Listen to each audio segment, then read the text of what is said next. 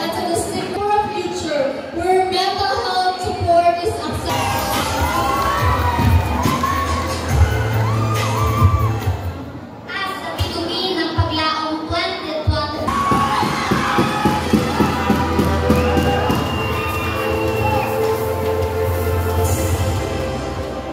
ang talento ay regalo mula sa poong lumikha.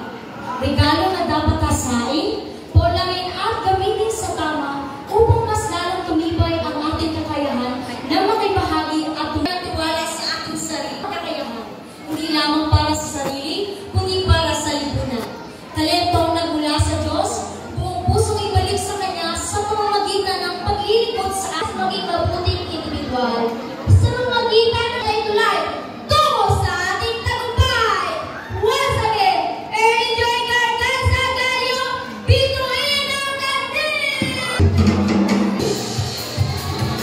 Bini-Bini, number 9.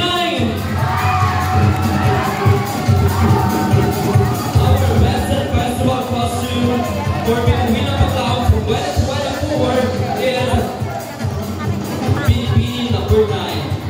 Bini-Bini from Pugot. Congratulations to Bini-Bini number 9.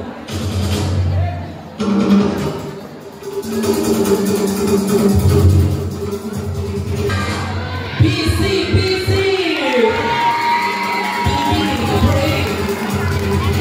Number 9. Bini-Bini from Pugot.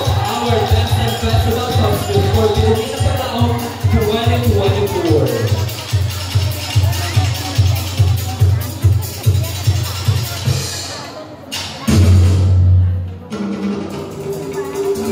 Alright, and that concludes our second set of awards for tonight. Congratulations, ladies.